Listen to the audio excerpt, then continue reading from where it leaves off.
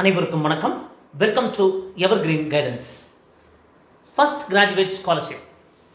இந்த first graduate scholarship யாருக்கெல்லாம் eligible, எவ்வளவு அமௌண்ட் கிடைக்கும், எவ்வளவு ஸ்காலர்ஷிப் அமௌண்ட் கிடைக்கும் அப்படிங்கிற டீட்டெயில் வீடியோ தான். இந்த வீடியோவை மறக்காமல் லைக் பண்ணுங்க. அன்பான வேண்டுகோள், இந்த வீடியோ நிறைய மாணவர்களுக்கு போய் சேரணும். அதனால் மறக்காமல் லைக் பண்ணிவிடுங்க. இந்த ஃபர்ஸ்ட் கிராஜுவேட் ஸ்காலர்ஷிப், முதல் பட்டதாரி ஊக்கத்தொகை எந்த கோர்சஸ்க்கெல்லாம் கிடைக்கும், என்ன அமௌண்ட் கிடைக்கும், இதில் என்ன எலிஜிபிலிட்டி கண்டிஷன் என்ன, ஒருவேளை ஒரு குழந்தைக்கு நான் அவைல் பண்ணலை, இன்னொரு குழந்தைக்கு அவைல் பண்ண முடியுமா, இது மேனேஜ்மெண்ட் கோட்டாவுக்கு எலிஜிபிளா, கவர்மெண்ட் கோட்டாவுக்கு எலிஜிபிளா, இன்கம் ஒரு கிரிட்டீரியா இருக்கா, இன்கம் கிரிட்டீரியா இல்லையா அப்படிங்கிற டீட்டெயில் வீடியோ தான். ஸோ இந்த ஃபர்ஸ்ட் கிராஜுவேட் ஸ்காலர்ஷிப்பை பொறுத்த வரைக்கும் இன்கம் ஒரு கிரிட்டீரியா கிடையாதுங்க. இன்கம் எவ்வளவு வேணாலும் இருக்கலாம், இன்கம் எவ்வளவு வேணாலும் இருக்கலாம். அடுத்தது, ஃபர்ஸ்ட் கிராஜுவேட் ஸ்காலர்ஷிப் கவர்மெண்ட் கோட்டாவில் போனால் மட்டும்தான் கிடைக்குங்க. மேனேஜ்மெண்ட் கோட்டாவுக்கு ஃபர்ஸ்ட் கிராஜுவேட் ஸ்காலர்ஷிப் முதல் பட்டதாரி ஊக்கத்தொகை கிடைக்காது. கவுன்சிலிங் ப்ராசஸில் கவர்மெண்ட் கோட்டாவில் எடுத்துகிட்டு வரணும். அப்போது கவர்மெண்ட் காலேஜஸ்க்கு ஒரு அமௌண்ட் கிடைக்கும், ப்ரைவேட் காலேஜஸ்க்கு ஒரு அமௌண்ட் கிடைக்கும். எம்பிபிஎஸ்க்கு ஒரு மாதிரி இருக்கும், இன்ஜினியரிங்க்கு ஒரு மாதிரி இருக்கும்.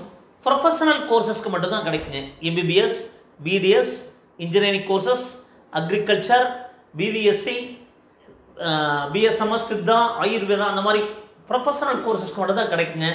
Arts colleges, science courses, commerce courses, இந்த மாதிரி ஆர்ட்ஸ் காலேஜஸில் படிக்கிறதுக்கான மாணவர்களுக்கும் மாணவிகளுக்கும் இந்த ஊக்கத்தொகை கிடைக்காது. அப்போது இந்த ஸ்காலர்ஷிப் கிடைக்கணும் அப்படின்னா இன்கம் ஒரு கிரிட்டீரியா கிடையாது. அடுத்தது, பேரண்ட்ஸோட குவாலிஃபிகேஷன் தான் ஒரு கிரிட்டீரியா. அப்போது அப்பா படிச்சிருக்கக்கூடாது. படிச்சிருக்கக்கூடாதுன்னா ஸ்கூல் எஜுகேஷன் படிச்சிருக்கலாம், டிப்ளமோ படிச்சிருக்கலாம், ஒரு டிகிரி படிக்கும்போது டிஸ்கன்டினியூ பண்ணியிருக்கலாம், பட் ஒரு டிகிரி வாங்கியிருக்கக்கூடாது. அதே மாதிரி கிராண்ட் ஃபாதர், அப்பா வகையில் இருக்கிற father, grand father, grand mother யாருமே பார்த்திங்கன்னா ஒரு பட்டப்படிப்பு படித்து முடித்து வாங்கியிருக்கக்கூடாதுங்க. அது டிகிரி டிஸ்கன்டினியூ பண்ணியிருக்கலாம், ஸ்கூல் ஸ்டடீஸ் பண்ணியிருக்கலாம், படிக்காமலும் விட்டுருக்கலாம். அதே மாதிரி அம்மா வகையில் அம்மா படிச்சிருக்கக்கூடாது. மாணவராக இருந்தால் மாணவியாக இருந்தாலும் அவங்க அம்மா படிச்சிருக்கக்கூடாது.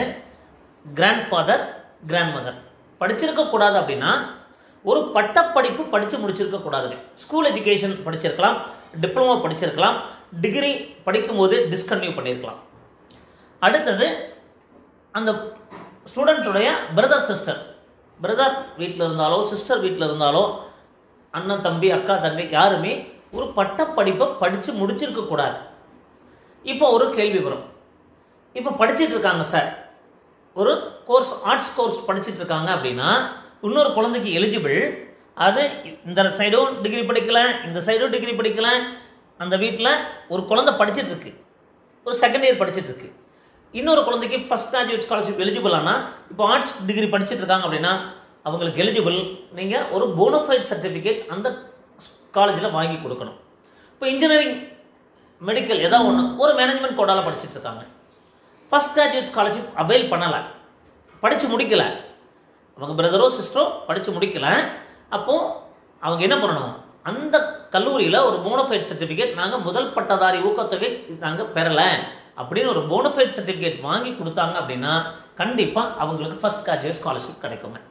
அப்போ இந்த ஃபர்ஸ்ட் கிராஜுவேட் ஸ்காலர்ஷிப் கிடைக்கணும் அப்படின்னா அந்த பரம்பரையிலேயே, அந்த குடும்பத்தினுடைய அப்பா வகை பரம்பரை, அம்மா வகை பரம்பரை, அவன் வீட்டில் அண்ணன் தம்பி அக்கா தங்கை யாருமே ஒரு டிகிரி வாங்காத பட்சத்தில் ஃபஸ்ட்டு குழந்தை தான் ஒரு பட்டப்படிப்பை படித்து முடிக்க போகிறாங்க அப்படிங்கிற கண்டிஷனில் ப்ரொஃபஷனல் கோர்சஸாக இருந்ததுன்னா கண்டிப்பாக ஃபர்ஸ்ட் கிராஜுவேட் ஸ்காலர்ஷிப் கிடைக்குங்க.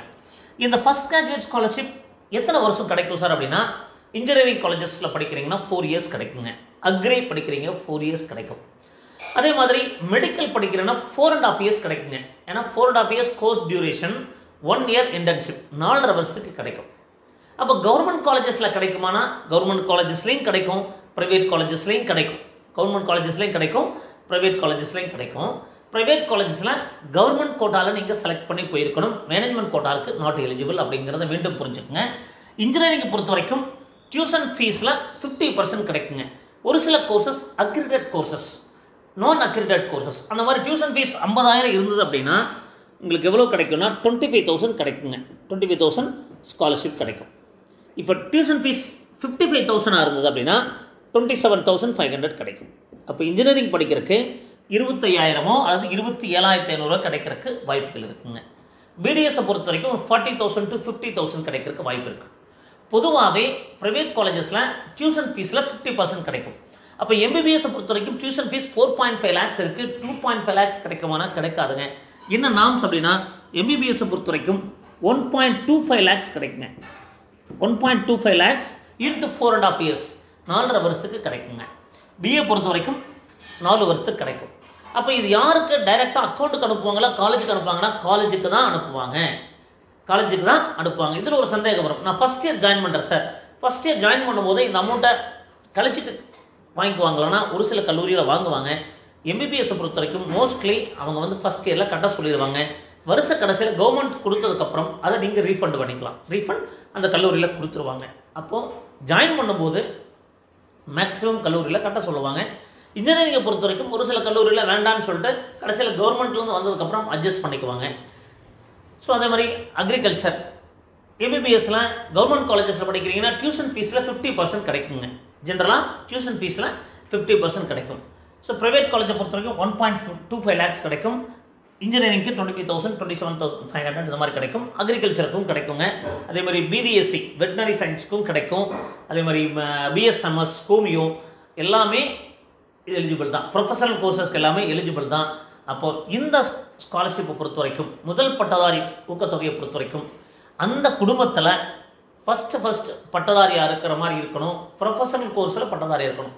இப்போ ஒரு சந்தேகம் வரும், சார் அந்த ஸ்டூடெண்ட்டே ஒரு ஆர்ட்ஸ் டிகிரி படித்து முடிச்சிட்டாரு, இப்போ ஒரு மெடிக்கல் ஜாயின் பண்ணுறாரு அப்படின்னா கிடைக்காது. ஏன்னா அவரே ஒரு பட்டதாரி ஆகிட்டதுனால கண்டிப்பாக கிடைக்காது. இந்த சந்தேகங்கள் வருங்க. ஏன்னா நான் வந்து 7 point ரிசர்வேஷன் சடன் கேட்டகரியில் ஈவன் டிகிரி முடிச்சுட்டு கூட எம்பிபிஎஸ் படிக்கிறாங்க. அப்படி இருக்கும்போது கிடைக்காது.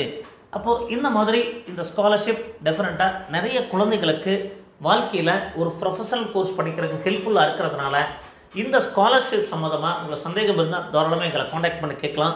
இரவு 9 முதல் 10 வரைக்கும் கேட்கலாம். 9363443685. மறக்காதீங்க, இந்த வீடியோவை மறக்காமல் லைக் பண்ணுங்கள். அப்போ தான் நிறைய பேருக்கு சேரும். ஸோ இந்த மாதிரி மீண்டும் ஒரு நல்ல பதிவுடன் உங்களை சந்திக்கின்றேன். நன்றி, வணக்கம்.